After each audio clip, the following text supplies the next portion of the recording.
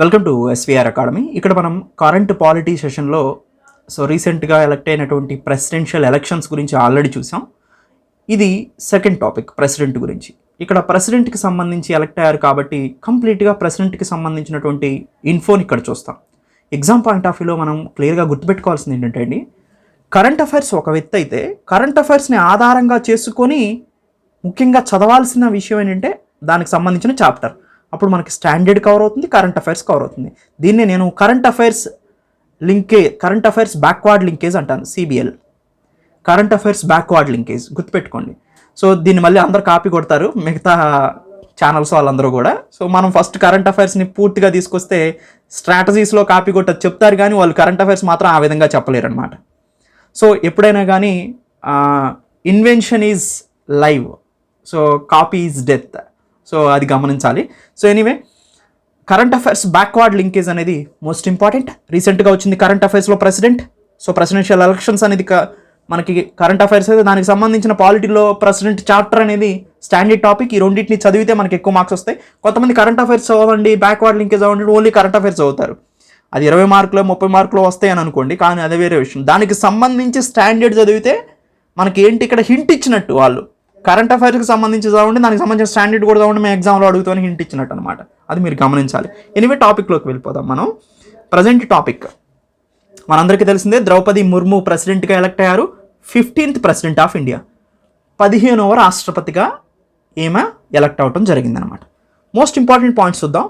India's first tribal president, ఆదివాసీల నుంచి ఎన్నికైనటువంటి మొట్టమొదటి భారతదేశ రాష్ట్రపతిగా ఈమె పేరుగాంచారు. సెకండ్ ఉమెన్ ప్రెసిడెంట్, ఈమె 2వ మహిళా రాష్ట్రపతి. మొట్టమొదటి మహిళా రాష్ట్రపతి ఎవరండి? ప్రతిభా పాటిల్. నెక్స్ట్, ఈమె ఒడిస్సా మయూర్భంజ్ డిస్టిక్ సంబంధించిన వ్యక్తి. దాంట్లో కూడా సంతాల్ ట్రైబ్కి సంబంధించిన వ్యక్తి. సంతాల్ ట్రైబ్ అనేది ఇండియాలో 3rd లార్జెస్ట్ ట్రైబ్స్. ఆదిమవాసీల్లో ఎస్టీస్లో 3వ అతిపెద్ద ఆదిమవాసీ తెగ అన్నమాట వీళ్ళు. మొదటి వాళ్ళు గోండ్స్, 2వ వాళ్ళు బిల్స్, 3వ వాళ్ళు సంతాల్. ఈ ఆదిమవాసీలు ముఖ్యంగా ఈ 3 రకాల జాతులకు సంబంధించిన ఆదిమవాసీలు మనకి మధ్యప్రదేశ్, జార్ఖండ్, ఛత్తీస్గఢ్, వెస్ట్ బెంగాల్, ఒరిస్సా ఈ ప్రాంతాల్లో మనకు కనిపిస్తూ ఉంటారు. హైయెస్ట్ ట్రైబల్ బెల్ట్గా దీన్ని చెప్పుకోవచ్చు అనమాట. అందుకే సో ఇక్కడ ఇంకా ఎక్కువగా డెవలప్మెంట్ యాక్టివిటీస్ జరగాల్సి ఉంది. బీమారు స్టేట్స్లో ఇవన్నీ కూడా ఉన్నాయి ఒకసారి మనం గమనిస్తే.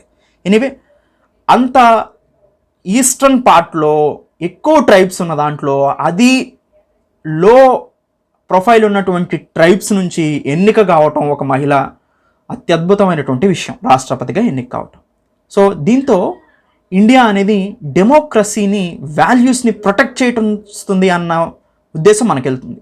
ఇంతకుముందు చూస్తే ఇలాంటి ఈమె మొట్టమొదటి మహిళా రాష్ట్రపతి, 2వ మహిళా రాష్ట్రపతి, అంటే మహిళలకు గౌరవం దక్కింది.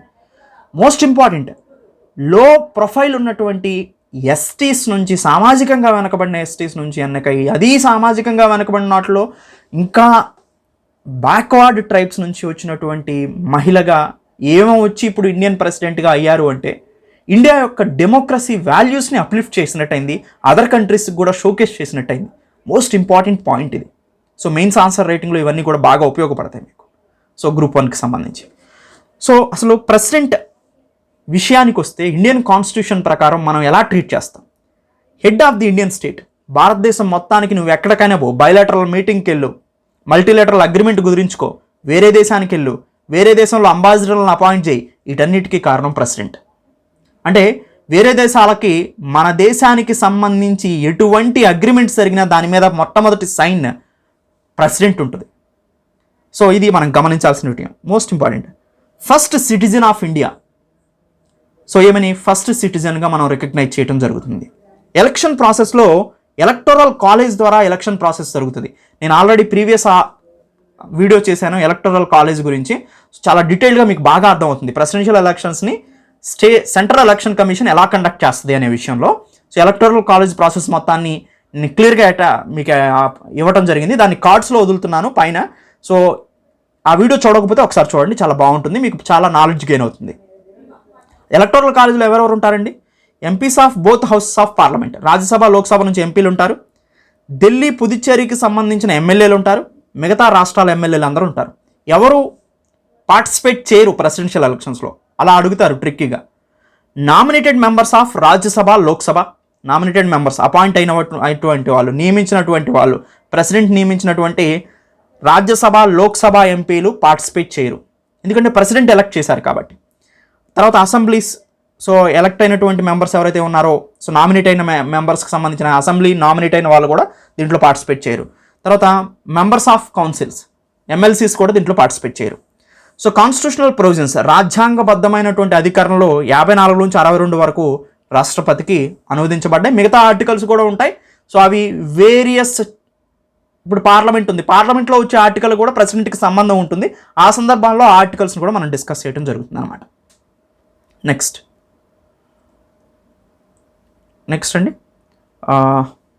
What powers does president enjoys? రాష్ట్రపతికి ఎలాంటి అధికారాలు ఉన్నాయి? కొన్ని ఇంపార్టెంట్ అధికారాలు చూద్దాం. First the legislative powers. Legislative పవర్స్లో powers to dissolve the Lok Sabha, లోక్సభని డిజాల్వ్ చేయటానికి. సో మనకి డిజాల్వ్ ఉంటుంది. రెండో పాయింట్, ఇంకొక మోస్ట్ ఇంపార్టెంట్ పాయింట్ కూడా ఉంటుందండి.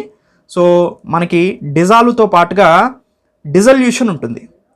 డిజల్యూషను అంటే పర్మనెంట్గా క్లోజ్ చేయటం, అంటే నెక్స్ట్ ఎలక్షన్స్కి వెళ్ళిపోవడం.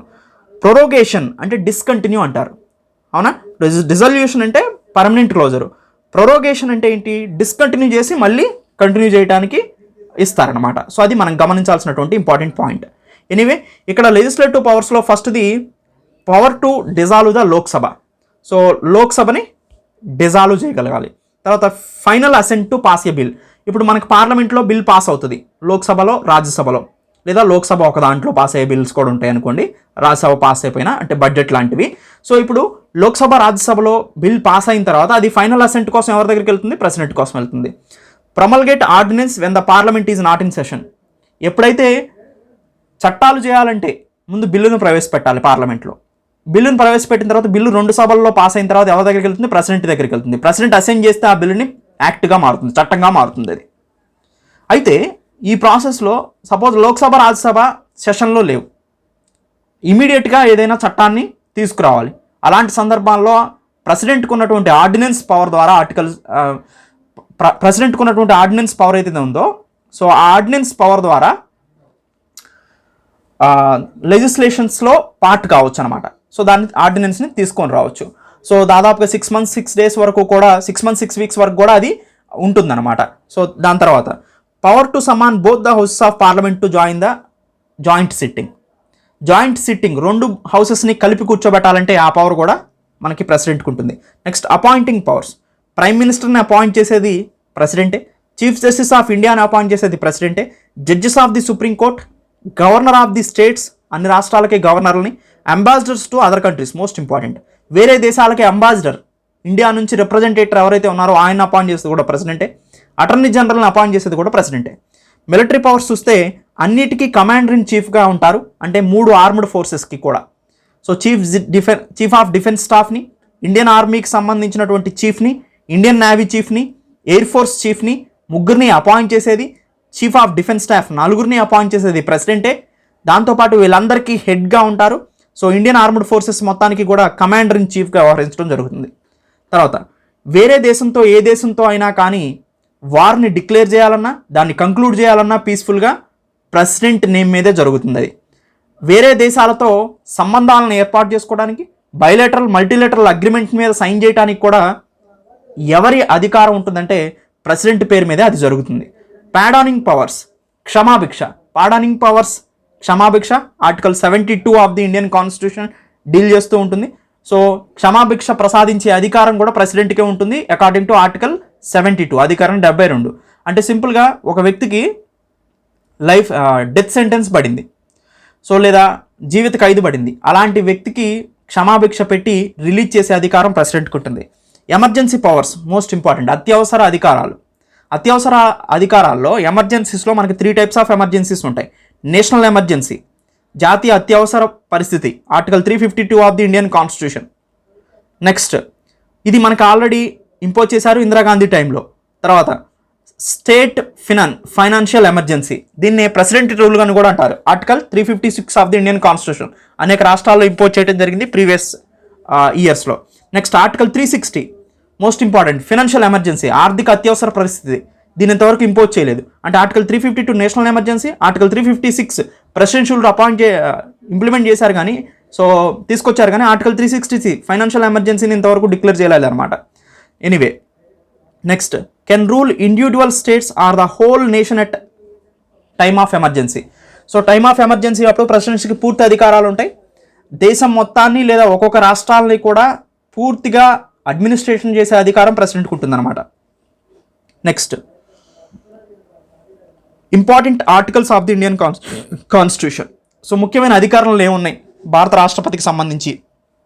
సో అంటే article 52 the president of India ఉండాలని చెప్తుంది. Article 53 executive powers of the president, కార్యనిర్వహణ అధికారాలు ఏంటి. Article 72 pardoning powers of the president. దీంట్లో మోస్ట్ ఇంపార్టెంట్ పార్డనింగ్ పవర్స్ ఉంటాయండి, అవేంటో ఒకసారి చూద్దాం.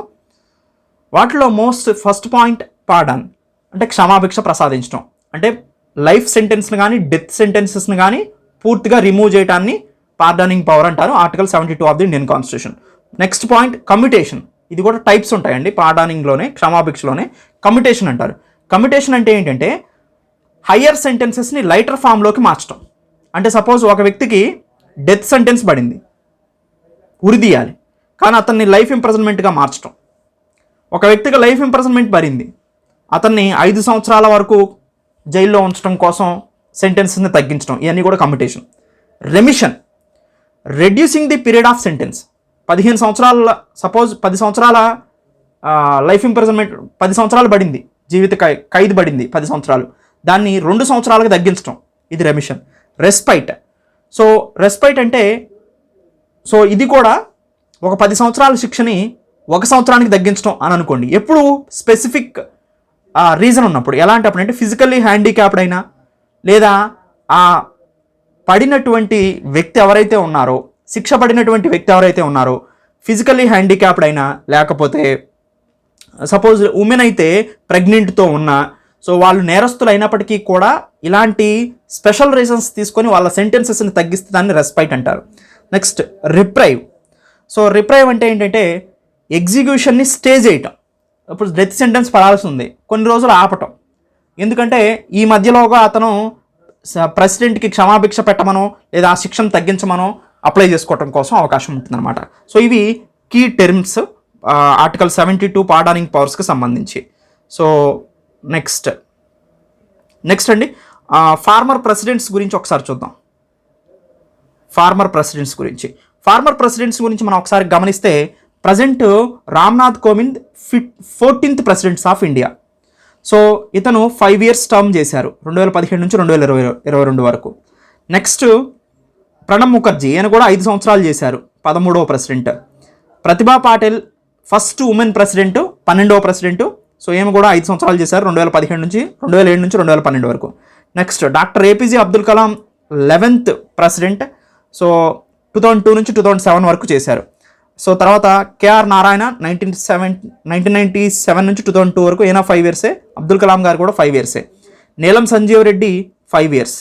తర్వాత జ్ఞాని జైల్ సింగ్ ఓన్లీ 5 years ఈయన కూడా. తర్వాత ఆర్ వెంకటరామన్ 5 years. తర్వాత శంకర్ దయాల్ శర్మ 5 years. తర్వాత ఫరూక్ అలీ అహ్మద్, సో ఇతను 3 years. తర్వాత వివి గిరి 5 years. తర్వాత Zakir Hussain <2 years. Sarvepalli Radhakrishna 5 years. Rajendra Prasad <10 years. అంటే ఇక్కడ మనకి first president of India Rajendra Prasad, highest presidential ఆఫీస్లో ఉన్నటువంటి ప్రెసిడెంట్ రాజేంద్ర ప్రసాద్. సో ఇప్పుడు present 15th president of India, first tribal president. Second point women president, second women president. Third point Santal tribe నుంచి వచ్చిన ప్రెసిడెంట్. నెక్స్ట్ ఇంట్రెస్టింగ్ ఫ్యాక్ట్స్ కొన్నిటిని చూద్దాం ప్రెసిడెంట్కి సంబంధించి. Rajendra Prasad first president of India, మొట్టమొదటి రాష్ట్రపతి. Only president to have served as 2 consecutive terms, 2 సార్లు president అయిన వ్యక్తి. Zakir Hussain 3rd president of India అయినా, ఫస్ట్ ముస్లిం ప్రెసిడెంట్ అయినా. తర్వాత షార్టెస్ట్ సర్వింగ్ ప్రెసిడెంట్, <2 years, 2 సంవత్సరాల కన్నా తక్కువ పనిచేసింది జాకీర్ హుస్సేన్. తర్వాత doctor Zakir Hussain Fakhruddin Ali Ahmed, so Fakhruddin Ali Ahmed 5th president అనమాట. వీళ్ళిద్దరూ ప్రెసిడెంట్ పదవిలో ఉండగా చనిపోయారు. నెక్స్ట్ డాక్టర్ జాకీర్ హుసేన్ 1969లో చనిపోయారనమాట. సో అప్పుడు ప్రెసిడెంట్గా ఉన్నప్పుడు ఆయన చనిపోయారు కాబట్టి so vice president V V Giri acting ప్రెసిడెంట్గా చేయడం జరిగింది. నెక్స్ట్ వివి గిరి రిజైన్ చేశారు నెక్స్ట్ ప్రెసిడెన్షియల్ ఎలక్షన్స్లో పాల్గొనడానికి. దాంతోపాటు చీఫ్ జస్టిస్ ఆఫ్ ఇండియా ఎవరైతే ఉన్నారో వాళ్ళు యాక్టింగ్ ప్రెసిడెంట్గా ఉంటారు కాబట్టి హిదాయతుల్లా యాక్టింగ్ ప్రెసిడెంట్గా చేయడం జరిగింది. సో అంటే ఇక్కడ మనకి ప్రెసిడెంట్ చనిపోతే వైస్ ప్రెసిడెంట్ యాక్టింగ్ ప్రెసిడెంట్గా ఉంటారు. వైస్ ప్రెసిడెంట్ కూడా ఖాళీ అయితే చీఫ్ జస్టిస్ ఆఫ్ ఇండియా ఆ పొజిషన్కి రావడం జరుగుతుంది అనమాట. సో ఇది ప్రెసిడెంట్కి సంబంధించినటువంటి ఇంట్రెస్టింగ్ ఫ్యాక్ట్స్. సో ఇక్కడతో నేను ప్రెసిడెంట్కి సంబంధించినటువంటి మొత్తం కంప్లీట్ చేయడం జరిగిందనమాట. సో ఎలక్షన్ ప్రాసెస్, ప్రెసిడెంట్కి సంబంధించి కాన్స్టిట్యూషనల్ పవర్స్, లెజిస్లేషన్కి సంబంధించి, ఎగ్జిక్యూటివ్కి సంబంధించి, సో ప్రెసిడెంట్స్గా ఎవరు పనిచేశారు, ఎవరు కాలం పనిచేశారు, ఇంట్రెస్టింగ్ ఫ్యాక్ట్స్ని కూడా మనం చూసామన్నమాట. ఎనీవే ఇక్కడతో దీన్ని కంక్లూడ్ చేస్తున్నాను. Thank you, have a nice day. SVR అకాడమీలో కోర్స్ని ఎలా పర్చేజ్ చేయాలో ఒకసారి ఇప్పుడు చూద్దాం. సింపుల్గా మీరు గూగుల్ ఓపెన్ చేసిన తర్వాత www.swracademy.in అని టైప్ చేస్తారు. ఎంటర్ టైప్ చేసిన తర్వాత ఎస్విఆర్ అకాడమీ డైరెక్ట్గా ఓపెన్ అవుతుంది. గూగుల్లో ఎస్విఆర్ అకాడమీ అని టైప్ చేసినా కానీ సింపుల్గా మీకు ఫస్ట్ వచ్చేదాన్ని ఓపెన్ చేస్తే ఇలా ఓపెన్ అవుతుంది అనమాట. ఇలా ఓపెన్ అయిన తర్వాత మనకి ఇక్కడ లాగిన్, రిజిస్టర్ అనే 2 బటన్స్ ఉంటాయి. సింపుల్గా మీరు రిజిస్టర్లోకి వెళ్ళి ముందు రిజిస్టర్ చేసుకొని ఏ కోర్స్ నేను పర్చేజ్ చేయొచ్చు. అలా కాకుండా సింపుల్గా మీరు కిందకి రండి. కిందకు వస్తే కోర్సెస్ మీకు డిస్ప్లే అవుతాయి. సపోజ్ ఏపీఎస్సి గ్రూప్ 2ని పర్చేజ్ చేయాలనుకుంటున్నారనుకోండి, ఇక్కడ బై నౌ అని ఉంటుందన్నమాట. సింపుల్గా ఆ బై నౌ బటన్ని క్లిక్ చేస్తారు. క్లిక్ చేస్తే ఇక్కడ రిజిస్ట్రేషన్ ఫామ్ ఓపెన్ అవుతుందన్నమాట. రిజిస్ట్రేషన్ ఫామ్లో మీ నేమ్ని ఎంటర్ చేస్తారు. మీరు మీ నేమ్ ఏదైతే ఉందో మీ నేమ్ని ఎంటర్ చేస్తారు. మీ నేమ్ని ఎంటర్ చేసిన తర్వాత మీ ఈమెయిల్ ఐడిని ఎంటర్ చేస్తారు. మీ ఈమెయిల్ ఐడిని ఎంటర్ చేసిన తర్వాత మీ ఫోన్ నెంబర్ని ఎంటర్ చేస్తారు. ఓకేనండి, మీ ఫోన్ నెంబర్ని ఎంటర్ చేస్తారు. మీ ఫోన్ నెంబర్ ఎంటర్ చేసిన తర్వాత మీ పాస్వర్డ్ ఏదైనా ఒకటి పెట్టుకోండి. మీ పాస్వర్డ్ సపోజ్ ఏదైనా ఒకటి పెట్టుకున్నారనుకోండి, సో ఈశ్వర్. ఓకేనండి, మీ పాస్వర్డ్ పెట్టుకున్నారు. పాస్వర్డ్ పెట్టుకున్న తర్వాత మీ కోర్స్ని సెలెక్ట్ చేసుకోండి. మీ కోర్స్ ఏంటి? గ్రూప్ 2ని సెలెక్ట్ చేసుకున్నారు. రిజిస్ట్రేషన్ మీద క్లిక్ చేయండి. మీరు ఏదైతే రిజిస్ట్రేషన్ చేసుకున్నారో, ఏదైతే ఈమెయిల్ ఐడి ఇచ్చారో ఆ ఈమెయిల్ ఐడికి ఆటోమేటిక్గా ఇన్ఫర్మేషన్ సెండ్ అవుతుంది. ఇప్పుడు మీ యూజర్ నేము మీరు ఇచ్చినటువంటి మొబైల్ నంబర్. మీ మొబైల్ నంబర్ని ఇక్కడ ఎంటర్ చేస్తారు. ఎంటర్ చేసిన తర్వాత పాస్వర్డ్ అడుగుతుంది. మీరు పెట్టుకున్నటువంటి పాస్వర్డ్ ఈశ్వర్ అని పెట్టారు, ఎంటర్ చేశారు.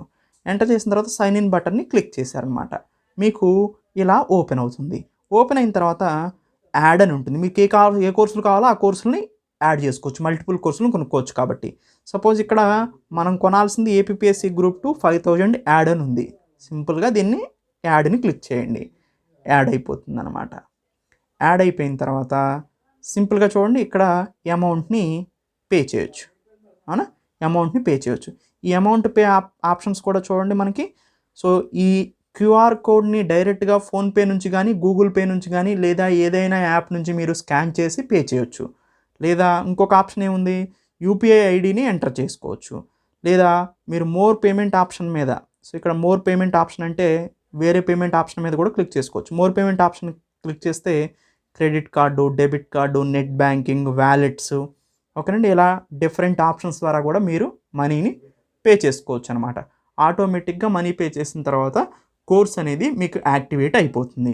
కోర్స్ యాక్టివేట్ అయిపోయిన తర్వాత సింపుల్గా మీరు ఏం చేస్తారో ఒకసారి చూడండి. ఇక్కడ మనీ పే చేయటం అయిపోయిన తర్వాత సింపుల్గా మళ్ళీ మీరు వెబ్సైట్ను ఓపెన్ చేయండి. www.swracademy.in వెబ్సైట్ను ఓపెన్ చేస్తారు. ఓపెన్ చేసిన తర్వాత మీకు ఇక్కడ ఆల్రెడీ మనం మనీ పే చేసేసాం. ఇప్పుడు ఇందాక నేను చూపించిన ప్రకారం ఇక్కడ లాగిన్ అనే బటన్ ఉంది. దీన్ని క్లిక్ చేస్తారు. లాగిన్ని క్లిక్ చేశారు. ఇక్కడ ఎంటర్ మొబైల్ నెంబర్ అని వస్తుంది. మీరు ఏదైతే మొబైల్ నెంబర్ ఇచ్చారో ఆ మొబైల్ నెంబర్ని ఎంటర్ చేస్తారు. మీరు ఏం పాస్వర్డ్ పెట్టుకున్నారు? ఒక పాస్వర్డ్ పెట్టుకున్నారు. ఇప్పుడు సపోజ్ మనం ఈశ్వర్ అనే పాస్వర్డ్ పెట్టుకున్నాం. ఆ పాస్వర్డ్ని ఎంటర్ చేసాం. ఎంటర్ చేసిన తర్వాత మీకు ఇటువైపు లెఫ్ట్ సైడు ఇలా డాష్బోర్డ్ కనిపిస్తుంది. మొబైల్లో అయితే 3 డాట్స్ కనిపిస్తుంది. ఆ 3 డాట్ని క్లిక్ చేస్తే ఇది ఓపెన్ అవుతుంది అనమాట. ఇది ఓపెన్ అవుతే మీకు ఇక్కడ డీటెయిల్గా ఉన్నాయి చూడండి. సో మీ ప్రొఫైలు, మీ డీటెయిల్స్ ఉంటాయి అక్కడ, మీ పాస్వర్డ్ని కూడా అక్కడ చేంజ్ చేసుకోవచ్చు. వీడియో అని ఉంటుంది, ఈ వీడియోని క్లిక్ చేస్తే వీడియో లెసన్స్ డైరెక్ట్గా చూడొచ్చు. స్టడీ మెటీరియల్ ఉంటుంది, స్టడీ మెటీరియల్ చూడొచ్చు. టెస్ట్ సిరీస్, వన్స్ మేము టెస్ట్ సిరీస్ కండక్ట్ చేసేటప్పుడు టెస్ట్ సిరీస్ ఇక్కడికి వస్తుంది అనమాట. ఇప్పుడు మనం ముందు వీడియోని క్లిక్ చేద్దాం. వీడియోని క్లిక్ చేస్తే మనం ఏదైతే కోర్సుని కొన్నాం, గ్రూప్ 2 కొన్నాం కదా, ఆ సంబంధించినటువంటిది ఇక్కడ మనకు కనిపిస్తుంది. దీని మీద ఇక్కడ క్లిక్ చేస్తాం. క్లిక్ చేసిన తర్వాత చూడండి, ఆర్డర్ ప్రకారం ఇక్కడ అరేంజ్ చేయబడతాయి. ఫస్ట్ నుంచి మీరు చూసుకుంటూ వెళ్ళిపోవటమే. సో పేపర్ 3 ఫస్ట్ ఉంది, ఇండియన్ ఎకానమీ, అవునా. దాని తర్వాత చూడండి, కరెంట్ ఎకానమీ ఉంది, కరెంట్ ఎకానమీ, అవునా. సో ఇట్లా మీకు డీటెయిల్డ్గా అరేంజ్ చేయబడుతుంది కోర్స్ మొత్తం కూడా. ఈ కోర్స్ని ఫస్ట్ నుంచి లాస్ట్ వరకు చూసుకుంటూ వెళ్ళిపోతే సరిపోతుంది అనమాట, సింపుల్. దాంతోపాటు స్టడీ మెటీరియల్ కూడా మీకు సబ్జెక్ట్ వైజు అరేంజ్ చేయబడి ఉంటుంది. సబ్జెక్ట్ వైజు ఇట్లా బైలింగ్వల్లో తెలుగు ఇంగ్లీష్ స్టడీ మెటీరియల్ ఉంటుంది. వీడియో క్లాసులు కూడా తెలుగు ఇంగ్లీష్లో ఉంటాయి. టెస్ట్ సిరీస్ వన్స్ మేము కండక్ట్ చేసిన తర్వాత టెస్ట్ సిరీస్ కూడా మీకు ఇక్కడికి వస్తుంది అనమాట. సో ఇది మీకు ప్రొఫైల్, ఇది మీ ప్రొఫైల్ విషయం ఏంటనేది. సో ఇక్కడ మీకు వీడియో, సింపుల్గా వీడియోని క్లిక్ చేసి దీని మీద క్లిక్ చేస్తే మీరు ఫస్ట్ నుంచి లాస్ట్ వరకు మేము అరేంజ్ చేసింది చదువుకుంటూ పోతే సరిపోతుంది. అంతేగాని ఇక్కడ ఎక్కడా కూడా మీకు ఇబ్బంది ఉండదు. ఫస్ట్ నుంచి లాస్ట్ వరకు దీన్ని చూడండి, ఈ కోర్సుని కంప్లీట్ చేసుకోండి. అప్పుడు ఏమైనా డౌట్స్ వస్తే అడ్మిన్ వాళ్ళకి ఫోన్ చేసి మీరు అడగొచ్చు అనమాట. మీ సిచ్యువేషన్ ఏంటి, మీ ప్రజెంట్ స్టేటస్ ఏంటి, సో అన్ని విషయాల్ని మీరు అక్కడ నుంచి తెలుసుకోవచ్చు. సో ఇది ఎలా పర్చేజ్ చేయాలి, దాంతోపాటు ఎలా SVR అకాడమిక్ కోర్స్ని ఓపెన్ చేయాలి అనే దాని గురించి ఇక్కడ తెలుసుకున్నాం. Thank you, have a nice day.